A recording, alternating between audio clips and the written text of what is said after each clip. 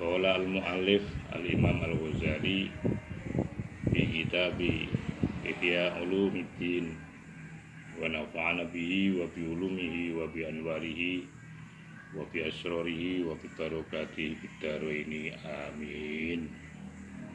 Alhamdulillah, mari kita lanjutkan kajian kitab Ihya Ulumuddin, di mana saat ini kita masih melanjutkan pembahasan tentang mengapa ilmu itu kok bisa menjadi ilmu tercela. Dan kita pada seri sebelumnya bahwa ada 3 hal atau aspek yang menyebabkan ilmu itu diistilahkan menjadi ilmu tercela. Dan ini merupakan kelanjutan yang merupakan sebab ketiga. Jadi ada 3 sebab. Sebab 1, 2 Anda bisa membuka di seri sebelumnya, dan ini adalah kelanjutannya. Bismillahirrahmanirrahim. As-sababus salisu. Adapun sebab yang ketiga tercelanya ilmu itu al-khawdu, yaitu menyelami atau mendalami fi ilmin, terhadap kajian sebuah ilmu, di mana la yastafidu, yang tidak bisa menggali atau mengambil faidah. Siapa al-khaidu? Orang yang mendalami fihi, di dalam ilmu tersebut, faidata ilmin, akan hikmah atau faidahnya ilmu. Jadi ini merupakan sebab yang ketiga yang menjadikan seseorang itu atau ilmu itu menjadi tercela. Ketika apa? Yaitu ketika seorang yang belajar atau mendalami ilmu tersebut, orang tersebut tidak mempunyai kemampuan, tidak mempunyai keahlian untuk bisa menyimpulkan atau mengambil sari dari sebuah ilmu. Tentu ini akan menjadi bahaya. Ketika seorang mengkaji sebuah ilmu, ternyata dia tidak mempunyai apa yang disebut dengan mabadiul ulum, prinsip-prinsip dasar dari sebuah ilmu. Ketika dia tidak mempunyai prinsip-prinsip dasar, maka tentu ini sangat berbahaya ketika seseorang itu kemudian harus menyelami dan mendalami dari sebuah ilmu tersebut, sementara dia tidak mampu untuk mengambil faedah yang ada di dalam ilmu ini. Akhirnya kan sia-sia kan. Nah, bahwa maka adapun al-khaid, orang yang menyalami, mendalami tentang ilmu yang tidak bisa diambil faedahnya, itu mazmumun, tercela fi hakihi, yang ada di dalam hak atau kewajibannya si khaid.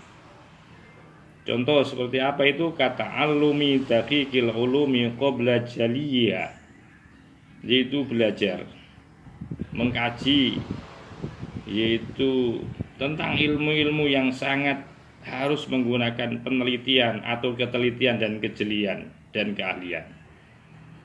Qabla jaliyah, sebelum mengetahui akan kejelasan daripada ilmu ini. Sebelum seseorang itu mempelajari, sebelum akan mendalami sebuah ilmu, maka seseorang itu semestinya harus mempunyai tahapan-tahapan di dalam belajar. Satu misal, ketika dia harus mendalami ilmu tasawuf, satu misal, maka semestinya seseorang itu harus betul-betul pertama harus pernah mengaji dan juga harus punya guru. Selama seseorang itu belum pernah ngaji tasawuf, belum pernah berguru kepada seorang mursyid, kemudian dia harus mempelajari secara dakik, di mana ilmu ini adalah ilmu yang membutuhkan membutuhkan energi yang sangat kuat untuk mengkaji akan kedalaman ilmu ini. Maka itu tidak bisa orang yang masih meraba-raba untuk memahami terhadap kajian tasawuf, itu sangat berbahaya nanti kalau kemudian dia itu akan mengkaji secara dalam. Satu misal contoh ya. Ketika harus memahami tentang qaribum minallah, dekat dengan Allah. Mana dekat itu, apa yang dimaksud dekat? Jangan-jangan ketika dia tidak memahami tentang apa yang dimaksudkan dengan makna qarib, memang dekat, tetapi dekat itu bukan dekat lafziah. Ya, dekat apa ya? Dekat maknawi. Nah, ini yang dimaksudkan ketika dia tidak mempunyai prinsip-prinsip dasar di dalam keilmuan, maka berbahaya bagi seseorang akan mendalami sebuah ilmu. Sehingga dia tidak bisa akan menyimpulkan dan mengambil sebuah faedah dari ilmu tersebut. Dan itu nanti akhirnya akan mentajasimkan kepada Allah. Ya, akhirnya dipahami bahwa Allah dekat itu ya dekat kumpul begitu, seperti jarak. Punya jarak seakan-akan Allah itu dengan kita. Begitu juga ketika memahami innallaha ma'as-sabirin. Sesungguhnya Allah selalu bersama. Bersama itu mungkin pahamannya dia kalau tidak mengerti tentang dasar-dasar ilmu tasawuf, maka akan dipahami bahwa yang dimaksud bersama itu kemana-mana Allah itu bersama. Bersama dalam pengertian secara jasadnya, zatinya. Ini kan bahaya. Atau memahami tentang kehadiran Allah. Mari kita khusukkan hati kita dan kita hadirkan di hadapan Allah. Maka kemudian dia membayangkan bahwa Allah hadir dalam bentuk seperti ini, seperti itulah. Ini bahaya maksud saya. Kata alumi daqiqil ulumi qabla jaliyah wa khafiyah qabla jaliyah, dan yaitu mempelajari tentang samarnya, masih khafinya sebuah ilmu qabla jaliyah, sebelum yaitu jelas nyata daripada ilmu itu. Begitu juga wakal bahsi, seperti aja orang membahas tentang anil asroril ilahiyati, tentang rahasia-rahasia ketuhanan. Ditanyakan di mana tempatnya Allah. Ya, Allah bertempat di mana? Loh, ini kan bahaya ini. Kan sudah banyak kan bahwa dia mengatakan bahwa Allah itu ada di aras. Qodistawa alal arsy. Nah, pemahaman-pemahaman yang seperti inilah yang kemudian nanti kalau tidak didasari dengan prinsip-prinsip dasar keilmuan yang mendalam, maka akan mendapatkan kesia-siaan untuk memperdalam kajian ilmu seperti ini. Ketika ditanya ada di mana Allah, maka dia dijawab Allah bertempat di aras. Masya Allah. Ini yang akhirnya mentajasimkan. Jadi qodistawa alal arsy itu dimanakan bahwa Allah bertempat di aras. Loh, kalau tempat itu kan berarti makhluk kan. Masa iya Allah bertempat seperti tempat kita? Padahal di dalam ayat lain laisa kamitslihi syai'un. Nah, ini bahaya nanti ketika orang itu ya tidak mempunyai prinsip dasar keilmuan tasawuf, kemudian dia belajar memperdalam ilmu ini. Akhirnya ini sangat berbahaya dan ini sia-sia kalau terus dipaksakan. Yattoli'u, karena Yattoli'u telah mengetahui juga al-falasifatu, para filsuf, wal mutakallimunat, dan para teolog, ilaiha, kepada asroril ilahiyah. Walam yastakilu, sekalipun mereka itu mengetahui, para filosof, para teolog, tapi sesungguhnya walam yastakilu, mereka tidak mampu dia untuk memahami secara detail terhadap asroril ilahiyah. Begitu juga walam yastakilu, dan tiada wala yastakilu, dan tidak mampu siapa al-khaid dia dengan yaitu ilmu asror al ilahiyah. Jadi itu hanya di dasar-dasarnya saja. Apalagi orang yang sangat minim kemampuannya, sekelas filsuf, sekelas para teolog aja, itu pun hanya sekedar mengetahui, tapi mereka belum sampai atau tidak mampu memahami secara detail terhadap apa yang dimaksud dengan asroril al-ilahiyah. Wabil wukufi, dan dengan bergantung ala turukia, atas sebagian atau terhadap metode-metode sebagian daripada para filosof dan mutakallimin. Ilal ambiya'u, kecuali yang mempunyai kemampuan itu adalah para nabi. ya, yang mempunyai kemampuan secara detail dan mendalam dan bahkan merasakan itu kecuali para nabi. Karena nabi memang diberikan potensi untuk itu dan diberikan oleh Allah melalui wahyu. Walaulia dan para wali-wali itu juga diberikan keistimewaan oleh Allah. Baru Anda bisa bicara tasawuf secara detail ketika itu bersumber dari para nabi dan para wali. Maka itu hampir kebanyakan karya-karya sufi itu ditulis oleh orang-orang yang sudah levelnya para aulia. Nah ini jangan gampang-gampang menjadi mu'alif kitab tasawuf kalau Anda masih belum mempunyai pangkat dan tingkatan seperti para aulia. Andaikan Anda menulis, membuat karya tasawuf itu mungkin ya itu hanya kajian-kajian keilmuan saja. Padahal ilmu tasawuf itu tidak cukup, tapi ada yang disebut dengan al-dzauq, yaitu rasa dan pengalaman spiritual. Maka itu fayajibu, wajib. Afun nasi, melarang kepada masyarakat. Wajib. Kita itu wajib untuk mencegah pada orang-orang anil bahsi, yaitu membahas anha tentang asrorul ilahiyah. Rahasia-rahasia ketuhanan itu kalau memang tidak punya domain otoritas, profesionalitas, maka jangan sampai cegah, itu larang orang-orang yang bahas tentang asror al-ilahiyah. Waradduhum, dan disuruh balik mereka. Kembalikanlah waradduhum, dan kembalikan mereka itu ilama natoko bihi asyar'u, ilama kepada sesuatu natoko yang telah berbicara bihi dengan ma'ab asyar'u, yaitu syariat. Kembalikan saja. Kalau memang tidak mempunyai kemampuan otoritas mengkaji dalam hal masalah yang terkait dengan asrorul ilahiyah, maka cukupkanlah dengan kabar yang bersumber dari syariat, yaitu Al-Quran dan hadis.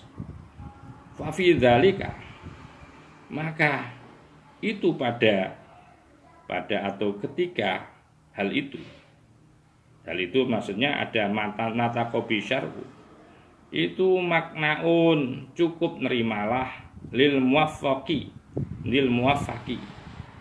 bagi orang yang mempunyai atau orang yang sudah disepakati, orang yang sudah diyakini, cukup itu aja. Kamu pasrahkan itu aja, kamu nerima cukupnya, nggak usah kaji, nggak usah mengkaji kamu. Ya seperti kita yang kadang-kadang ngaji kitab hikam itu kan bukan, artinya bahwa kita itu hanya sebagai pembaca saja.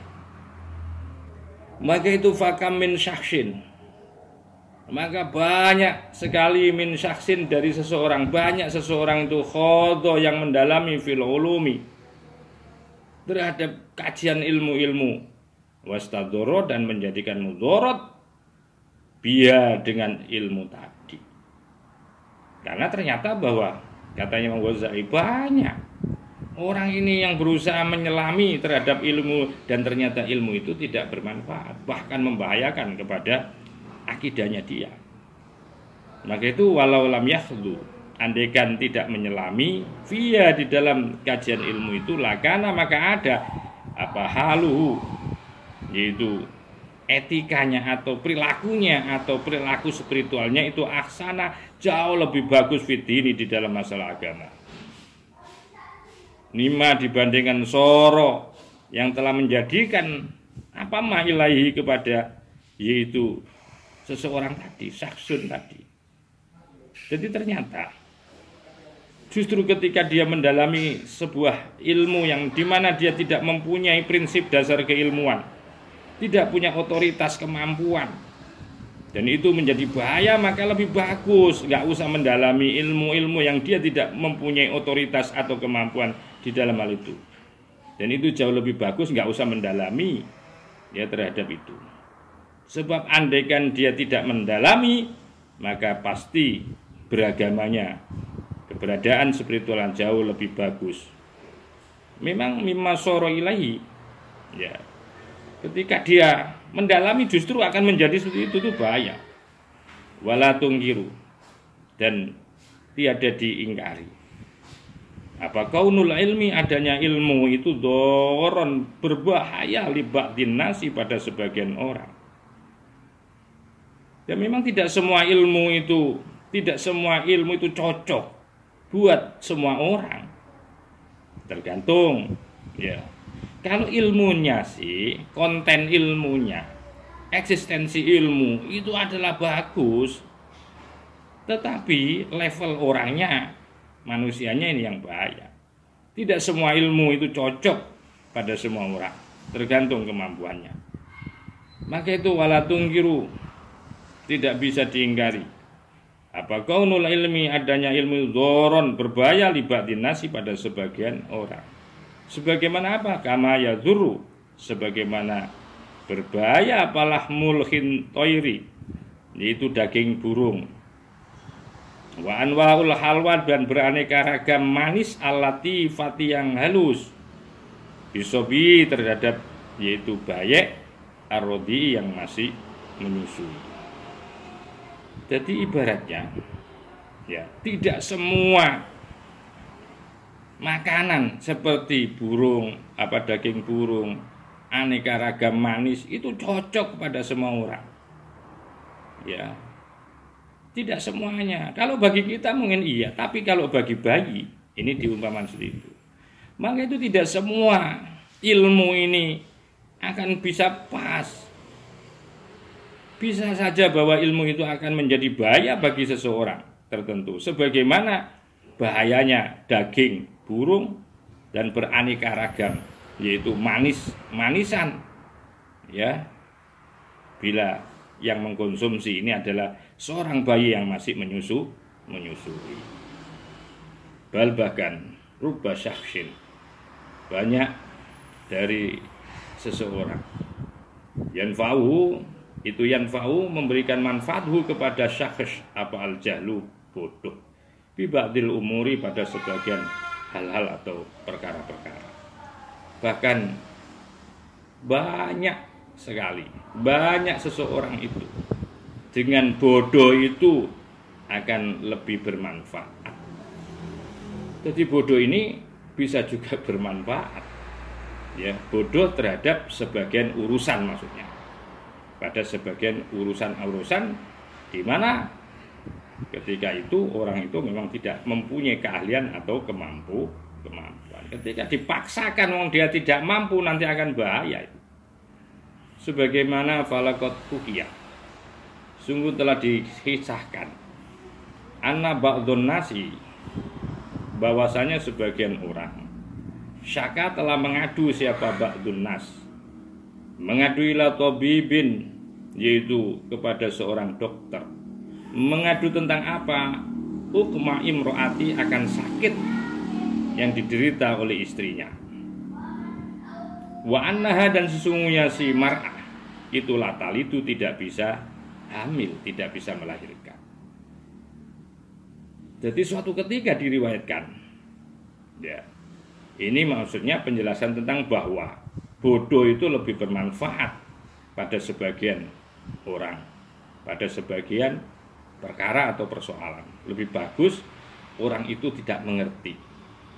Sebagaimana telah diriwayatkan, dikisahkan, ada sebagian orang, ada seseorang, suami istri mengadu ke dokter tentang penyakit istrinya, karena istrinya itu tidak hamil, tidak bisa hamil, sehingga ketika tidak bisa hamil, ya tidak bisa melahirkan.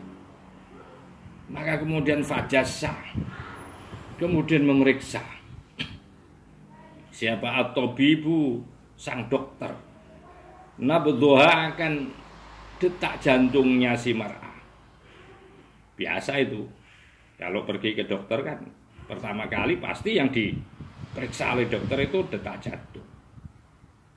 Waqala, dan kemudian berkata si dokter, la hajata lagi ila dawa'il wiladati, katanya dokter, la hajata lagi, enggak perlu lagi bagimu ila dawa'il wiladati, itu tidak perlu obat untuk bisa lahir. Tidak perlu obat. Ya. La hajata lagi. Tidak perlu lagi bagimu perempuan ila dawail wiladati, yaitu butuh kepada obat, yaitu hamil dan kemudian melahirkan. Tidak usah itu. Kemudian dokter mengatakan fa'in naki, karena sesungguhnya kamu perempuan satamu tina kamu akan mati ila arba'ina yauman, yaitu menunggu sampai 40 hari. Masya Allah.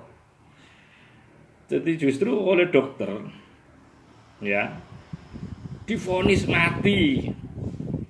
Orang itu kan nggak bisa melahirkan, diperiksa denyut nadinya oleh dokter, maka kemudian langsung dokter menyampaikan hasil pemeriksaannya dengan mengatakan tidak ada obat yang cocok buatmu, karena sebentar lagi 40 hari lagi kamu akan mati.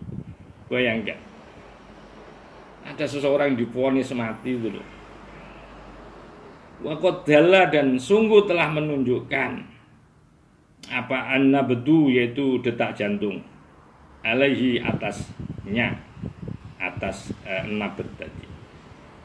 Jadi dengan argumentasi ini loh detak jantung. Fastasyarot, maka semakin merasa siapa almar'atu, si perempuan tadi, merasa apa al-khaufal azima, akan rasa takut yang sangat dahsyat. Sehingga saking takutnya, karena sudah divonis mati, sudah pikirannya kacau. Dianya satu cuma rasa yang ada pada dirinya adalah rasa khawatir dan takut. Watan gaso, dan si perempuan itu tidak nyaman, tidak enak rasanya. Watan gaso, dan kemudian tidak enak alaiha, atas si mar'ah, aisyuha, yaitu hidupnya si mar'ah ini, karena divonis 40 hari lagi akan mati. Akhirnya sepanjang hari demi hari itu rasanya nggak enak dan takut terus. Dari situ kemudian akhrajat, dan kemudian dia mengeluarkan si perempuan amwala, akan seluruh harta bendanya si mar'ah tadi. Wa farraqatha, dan kemudian membagi-bagi akan amwal. Wa farraqatha, dan membagi-bagi siapa mar'ah akan amwal. Wa ausat, dan berpesan, berwasiat siapa si mar'ah. Wa bagiat, dan terus siapa mar'ah itu la takulu, tidak makan, wala tashrobu, dan juga tidak minum. Jadi akhirnya karena dia ingat ya mati itu sudah menghitung hari, akhirnya diwasiatkan semua. Dan sepanjang hidup, dari mulai divonis sampai waktu 40 hari itu tidak makan dan tidak minum. Hatta ingkodot, sehingga sampailah batas al-muddatu, yaitu waktu masanya. Falam tahmud, tapi nggak mati ternyata si perempuan tadi. Ya, tidak mati ternyata. Wah. Wajah, maka kemudian datang siapa zaujuha, suaminya si mar'ah, datang untuk mengadukan ila tobibi, kepada si dokter. Kalau bahasa Maduranya itu nyampole itu. Waqala, dan kemudian berkata siapa si Zaud, suaminya tadi, lau, kepada dokter, lam tamut, atau lima tamut, kenapa kok tidak mati? Faqala, maka kemudian jawab siapa at-tabibu, tabib, qad alimtu dzalika. Pak, qad alimtu, sungguh aku tahu, dzalika, akan hal itu, madukiro, ya, aku tahu ya hal itu. Wajama'a, maka kemudian menjimaklah. Maka saya menjimaklah. Justru gitu. Gak akan perempuan. Al-ana sekarang. Fa'inna, maka sesungguhnya si wanita itu talidu akan melahirkan.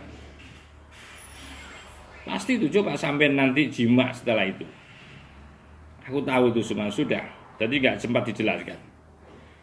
Fa'inna, maksudnya mar'a itu talidu akan hamil gitu loh. Faqala, maka kemudian berkata, tanya lagi si Zaud, kaifa zaka, kaifa ali, bagaimana, apa zaka, hal itu akan terjadi, kok bisa seperti itu? Qala, maka kemudian jawab siapa si dokter, ro'aituha, aku telah menganalisanya, aku telah melihat kepada mar'a, saminatan gemuk, waqad in aqoda, dan sungguh telah melekat, telah bertumpuk apa asyahmu, yaitu gaji ala fahmi rohmiha, yaitu ada di mulut rahimnya si mar'a.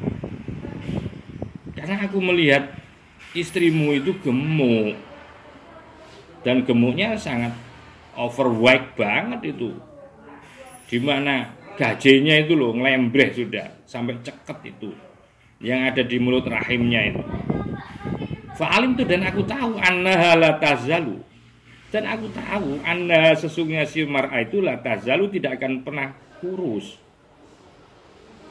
Umpamanya istrimu itu aku kasih resep, itu tidak akan pernah akan bisa tarak.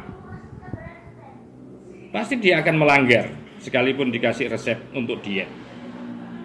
Andaikan istrimu tak kasih obat-obatan, tak suruh, tak kasih metode diet, saya yakin istrimu pasti nanti melanggar. Karena aku tahu bahwa istrimu itu saya khawatirkan melanggar, ya. Dan tidak ada cara lain untuk membuat diet istrimu yang sudah overweight itu, illa bi khaufil mauti, kecuali dengan menakuti kematian. Fa khawaftu, maka kemudian aku menakut-nakuti kepada si mar'a bidzalika, dengan kematian, hatta zalat, sehingga sampai kurus siapa mar'a, wazala, dan hilanglah apa almaniu, yang menjadi penghalang, minal wiladati, dari, yaitu dari hamil, dari kelahirannya.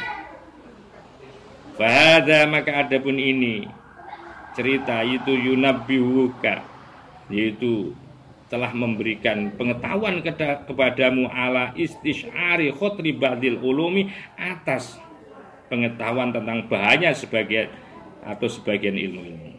Ini telah mengingatkan, ini adalah sebuah peringatan buatmu atas apa? Atas pengetahuan bahayanya terhadap sebagian ilmu. Fayufimuka, maka kemudian hadza, ini memberikan pemahaman kepadamu makna kaulihi, akan dawuhnya Kanjeng Rasul sallallahu alaihi wasallam, na'udzubillahi min ilmi la yanfa. Na'udzubillah, aku berlindung, min ilmi la yanfa, dari ilmu yang tidak manfaat. Ya. Aku akhirnya ingat kepada dawuhnya Nabi, kita harus berlindung kepada Allah. Naudzubillah, aku berlindung bila kepada Allah, min ilmin, dari ilmu layan fa'u, yang tidak bermanfaat. Maka dari sini faktabir, maka ambillah satu pelajaran berharga. Bihadhil hikayati, akan hikayah ini ambil pelajaran. Walatakun, dan jangan kamu jadikan pembahasan an ulumin, tentang ilmu-ilmu zamma, yang telah mencela akan ilmu apa syar'u syar'. Kamu ambil aja sisi pelajarannya, jangan, tidak usah dibahas itu.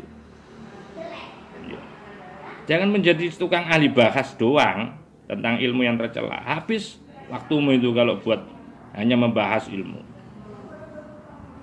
Wazajaro, dan telah melarang apa syara'an terhadap apa, yaitu ilmu yang tercela tadi. Jadi coba perhatikan sebuah rahasia yang sebuah ilmu yang perlu kita ambil dari cerita ini. Andaikan perempuan ini umpamanya dikasih obat sama si dokter, saya yakin tidak akan pernah akan bisa diet. Pasti dia tetap curi-curi cara untuk bisa makan, bisa minum. Pasti itu. Akhirnya dokter dengan kemampuannya itu tadi, maka beliau akhirnya memberikan satu tip yang sangat jitu agar supaya nanti pada endingnya akan menyelesaikan persoalan-persoalan perempuan tadi, bahwa dia pengen hamil dan punya anak. Ini kan nggak jangkau kan, nggak nyambung kan, nggak emet. Bahwa seseorang loh mau berobat pengen hamil dan pengen punya anak, kok justru divonis obatnya dengan kamu nggak perlu obat, dan sebentar lagi 40 hari lagi kamu akan mati loh. Ini kan menyesatkan sesungguhnya kalau kita pikir-pikir. Nah, ini yang dimaksudkan bahwa ketika itu orang yang punya kemampuan, keahlian itu nggak ada soal. Sementara orang yang bodoh tadi, si perempuan dan si laki-laki tadi kan nggak paham. Maka itu walazim, maka terus meneruslah, bertetaplah engkau al-iktida untuk selalu mengikuti bisahabati terhadap para sahabat radhiyallahu anhu. Waqtasara, dan cukupkanlah engkau ala walazim iktasara yaktasiru waqtasir, cukupkanlah olehmu ala ittiba'i sunnati, untuk mengikuti sunnahnya Nabi. Kalau kamu tidak punya kemampuan apa-apa, sudah ikuti apa yang diajarkan Rasulullah, apa yang dicontohkan oleh para sahabat-sahabat dulu, itu aja. Gak usah kamu sampai memperdalam kajian-kajian yang mana kamu tidak mempunyai keahlian di situ, maka bahaya ini. Sebab fasalamatu, maka adapun keselamatan itu fil itba'i, akan dimiliki atau ada pada yaitu yang mengikuti. Selamat itu mengikuti itu jadi selamat, karena ada yang nanggung. Wal khadru, sementara adapun bahayanya fil bahsi, di dalam pembahasan anil asya'i, dari sesuatu, wal istiqlali, dan merasa bisa, ini bahaya. Maka itu wala tukatsir, dan jangan kamu memperbanyak lalu jajak akan argumentasi, atau jangan kamu memperbanyak, jangan semakin sombong kamu banyak, jangan memperbanyak kesombongan biro'ika, dengan pandanganmu, wa makulika, dan logikamu, wa dalilika, dan dalilmu, wa burhanika, dan argumentasimu, wa za'mika, dan keyakinan atau dugaanmu. Sudah, jangan banyak, cukup mengikuti apa? Yaitu sunnah Nabi dan mengikuti para sahabat. Ketika kamu tidak punya kemampuan tentang hal itu, sudah cukup, nggak usah menggunakan pandangan, logika, dalil, argumentasi. Dan ani, sesungguhnya aku ini, katanya Ghazali, ani, bahwasanya aku itu abhasu, membahas, mencari pembahasan ini, anil asya'i, terhadap sesuatu, li'arifa, agar supaya aku bisa mengetahui akan sesuatu, alama ya alai, atas sejatinya sesuatu itu. Maka itu fa'ayu dororin, kemudorotan apa? Fit tafakuri, di dalam mentafakuri, fil ilmi, di dalam ilmu. Ini pertanyaan. Kemudorotan apa ya kira-kira yang kemudian menjadikan mudorot di dalam tafakur terhadap ini? Fa innama ya'udu alaika, maka bahwasanya sesuatu ya'udu itu kembali alaika, kepadamu itu min dororihi, berupa kemudaratan tafakur itu aksaru, lebih banyak. Loh, kalau kamu tidak punya kemampuan, keahlian bertafakur dalam sebuah ilmu, nanti bahaya tafakur itu lebih banyak. Maka itu wakam min syai'in, banyak sekali dari sesuatu, tattoli'u, yang kamu melihat, alaihi atas syai', wa yadurruka dan menjadikan mudarat kepadamu apa itlaquka, pengetahuanmu itu loh, alaihi atas syai. Banyak sekali, banyak sesuatu yang kamu ketahui itu justru pengetahuanmu yang banyak itu membawamu mudarat, menjadikan mudarat kepadamu. Sehingga sampai-sampai yakadu hampir-hampir yuhlikuka, pengetahuanmu yang banyak itu yuhlikuka bisa mencelakakanmu fil akhirat, di akhir kelak. Ilam yatadarokka, jika tidak memberitahukan ya kepadamu siapa Allah, atau jika tidak mengingatkan ya Allah birahmati dengan rahmatnya, pasti kamu akan celaka. Terlalu banyak pengetahuanmu tentang ilmu. Wong hukum itu begini masih kamu tawar. Hukumnya begini kamu carikan argumentasi untuk membenarkan. Ini bahaya itu. Maka itu wa'lam, ketahuilah annahu, bahwasanya seseorang kama yattali'u, sebagaimana mengetahui siapa at-tabibul hadiku, seorang dokter yang cerdas, ala asrorin, mengetahui dokter yang cerdas ala asrorin, terhadap rahasia-rahasia fil mu'alajati, di dalam penyembuhan. Ada cara penyembuhan itu yang dilakukan oleh dokter yang cerdas seperti tadi itu. Karena kalau nanti dikasih resep, terus terang tidak akan bisa kurus. Karena jalan satu-satunya biar wanita itu bisa hamil, dia harus kurus dulu. Karena namanya mulut rahim itu sudah tertutup dengan gaje-gaje karena overweight tadi. Jadi sebagaimana wa'lam, ketahui annahu, sesungguhnya sesuatu itu kama yattali'u, sebagaimana contoh tadi. Yattali'u sudah memahami, mengetahui siapa at-tabibul hadik. Hadiku cerdas, dokter yang cerdas, mengetahui ala asrorin, terhadap rahasia-rahasia fil mu'alajati, di dalam penyembuhan-penyembuhan, di dalam pengobatan-pengobatan, di mana yastab'adua, yang menganggap jauh akan asror. Siapa man, orang layak rifuha, yang tidak mengerti akan asror. Gimana cara pengobatannya itu dipandang aneh bagi orang-orang yang tidak ahli itu. Ya. Bagi orang yang tidak paham rahasia pengobatan, ya kok bisa. Ya, wong orang pengen hamil kok diobati dengan divonis 40 hari mau mati itu loh. Masya Allah. Nah ini kan jauh pengetahuan ini bagi orang yang nggak paham. Wa kadzalika, dan seperti itu pula lah.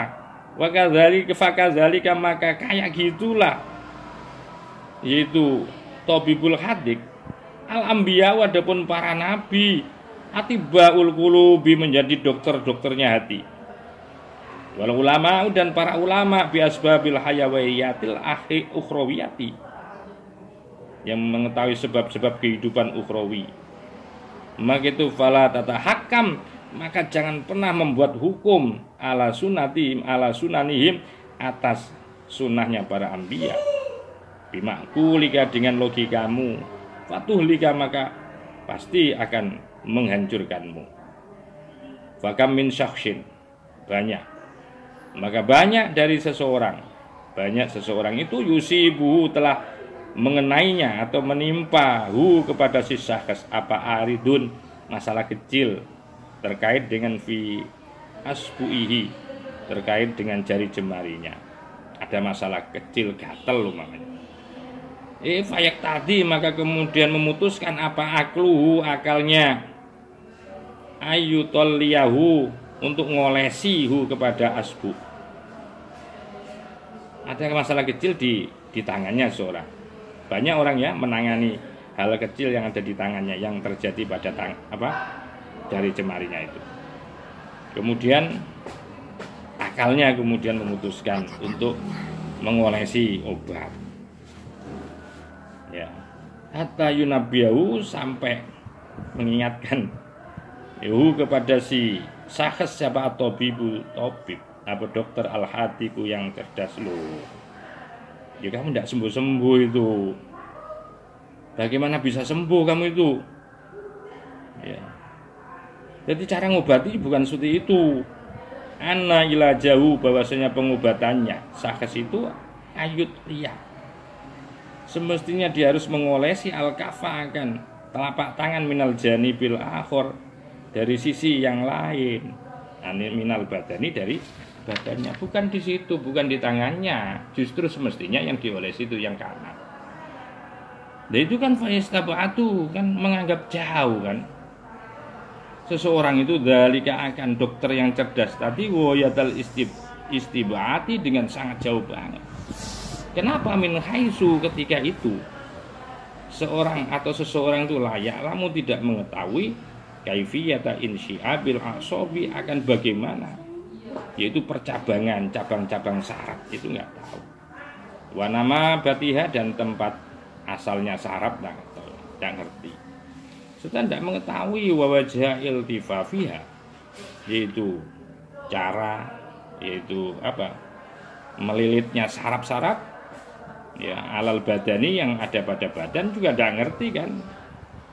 Wakada, dan seperti inilah dokter yang cerdas itu apa al-amru, adapun persoalan fitoriqil akhirati, yaitu terkait dengan urusan akhirat. Wa fi daqaiqi sunani syar'i, dan di dalam apa namanya kitab apa begini, daqaiqi sunani syar'i wa adabi, dan etikanya syar'i. Wa fi aqaidi, dan di dalam ikatannya sesuatu, di dalam akidahnya terhadap sesuatu. Allati ta'abbada, yang telah menghambah siapa annasu, orang-orang menghamba biha melalui akidah. Asrorun, adapun rahasia-rahasia. Walataifun, dan lataif, sesuatu yang halus. Laisat, tidak ada ya. Laisat, tidak ada fi saatil akli, akan keluasan akal, wa quwwati, dan kemampuan akal, apa al ihotatu, yaitu kemampuan biar dengan asro ya. Bahwa yang namanya rahasia, lataif, itu sesuatu yang tidak bisa dikuasai oleh akal, karena hal itu adalah sesuatu yang rahasia. Jangankan itu, kama sebagaimana an-nafi khawasil ahjari, bahwasanya keistimewaan atau kelebihan atau keistimewaan keurusan batu-batu itu umuron ajaibah, ada hal-hal yang menakjubkan, woba, yang samar, an ahli sunati, dari orang yang memang ahli membuat itu, yang membuat apa namanya akik itu. Apa ilmuha, kemampuannya, pengetahuannya terhadap umur, hatta lam yaktir, sehingga tidak mampu siapa ahadun, seorang, ala ayya'rifa, atas mengetahui as-sababa, akan sebab, alladzi, yang bi, dengan sebab, yajtibu, akan menarik apa al-magnetisul hati itu, yaitu apa, seberani besi. Hanya urusan yang seberani besi aja tidak mampu untuk mengetahui sebabnya, kenapa sih batu ini kok bisa menarik, kok bisa ceket ketika bertemu dengan besi yang lain. Di sisi ini aja logika kita tidak mampu menangkap. Maka itu fal ajaibu, adapun keajaiban wal ghuraibu, dan keanehan-keanehan, fil aqaidi, di dalam keyakinan, wal amali, dan amalia ibadah, wa ifadatia, dan faidahnya ajaib. Disifail qulubi, untuk membersihkan hati, wa naqaiha, dan maksudnya membersihkan hati, wa taharatiha, dan mensucikan hati, wa tazkiyatiha, dan untuk mensucikan hati, wa islahiha, dan untuk memperbaiki hati, litaroki, agar supaya bisa naik derajatnya ila jiwarillah, ada di sisi Allah, wa ta'arudhiha, dan bisa menerima akan hati linafahati fadli, akan peparing-peparing karunia Allah itu aksaru, lebih banyak, wa adhamu, dan lebih besar, mimma, dibandingkan sesuatu, fil udwiyati, dibandingkan obat-obat, wal aqair, dan ramuan jamu. Wa kama, dan sebagaimana annal ukulah, sesungguhnya logika-logika, iku taksuru sangat terbatas an idroki manafiil adwiyati akan bisa memperoleh atau mengetahui manfaat-manfaat obat mana tajribata sekalipun disertai dengan uji coba sabilun sebagai jalan ilaiha kepada yaitu idrok fal ukulu karena adapun logika itu taksuru sangat terbatas an idroki ma yanfa'u untuk mengetahui sesuatu yanfa'u yang bermanfaat apa ma fi hayatil akhirati tentang kehidupan akhirat ma'ana tajribata sekalipun yaitu uji cobanya ya, ma'ana padahal karena ma'ana tajribata bersamaan dengan uji coba itu ghairu mutatarriqatin yang tidak bisa menyentuh ilaiha kepada hayatil akhirah wa innama kana dan sesungguhnya ada apa tajribatu uji cobanya itu tatatarruku yang bisa menyentuh apa tajribah ilaiha kepada akhirat lau roja'a bila kembali ilaina kepada kita apa ba'dul amwati sebagian orang-orang sudah mati wa akhbarona kemudian menceritakan kepada kita anil a'malil maqbulati tentang amalia-amal yang diterima an-nafiati yang bermanfaat al-muqarribati yang bisa mendekatkan ilallah ta'ala kepada Allah ta'ala zulfa dengan dekat beneran wa anil a'mali dan dari amal ibadah al-mubidati yang menjauhkan anu dari Allah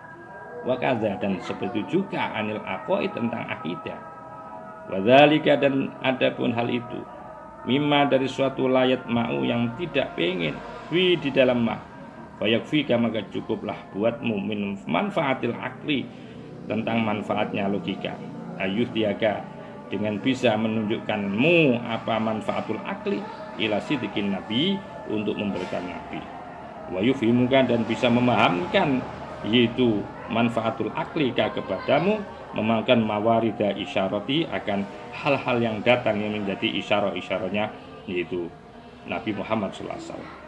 Maka itu fa'zil kita fa'zil maka lepaskanlah akal ba'da dzalika setelah kamu memahami ani tasarrufi akan yaitu setelah kamu paham setelah itu lepaskanlah untuk mengatur di akal itu, untuk diatur akal lepaskan. Walazim dan kemudian tetapkanlah olehmu al-itba untuk mengikuti. Fala taslam. Tiada akan selamat kamu ilabi kecuali dengan cara ittiba. Ya. Bi dengan ittiba kepada Nabi. Fala taslamu illa bihi wassalam dan keselamatan. Diikuti tetapkan untuk selalu ikut tiada akan selamat siapa engkau illa bi kecuali dengan Nabi wassalamu dan adapun keselamatan balidzalika oleh karena itu qala dawu siapa Rasulullah sallallahu inna minal ilmi jahlan sesungguhnya sebagian ilmu itu ada sebuah kebodohan wa inna minal qauli hayyan bahwasanya sebagian dari ucapan itu ada sebuah kesulitan wa maklum dan perlu diketahui bahwa annal ilma sesungguhnya ilmu layakunu tidak ada ilmu itu jalan bodoh walakinnahu akan tetapi ilmu itu yu'athiru akan berpengaruh ta'thirul jahli yaitu pengaruh bodoh fil idrori karena ada kemudorotan waqala dan dawu aidan siapa sallallahu alaihi wasallam qalilun sedikit minat taufiki dari petunjuk itu khairun lebih bagus min kasirin daripada banyak minal ilmi dari ilmu. Wa qala dawu siapa Isa alaihissalam ma aksaro alangkah banyaknya apa asyajaro yaitu pohon walaisa dan tiada uluha seluruh pohon itu bimusmarin yaitu berbuah wa ma aksaro dan alangkah banyaknya apa asamro yaitu buah walaisa dan tiada uluha seluruh buah itu bitoyibin bagus wama aksaro dan alangkah banyaknya al-uluma akan ilmu walaisa dan tiada apa ilmu kulluha seluruh ilmu yunafiu memberikan manfaat. Alhamdulillah sudah sampai Mudah-mudahan jadi kajian ilmu yang bermanfaat. Wa akhiran wallahul muwaffiq ila aqwamit thoriq wa lakum minkum. Assalamualaikum warahmatullahi wabarakatuh.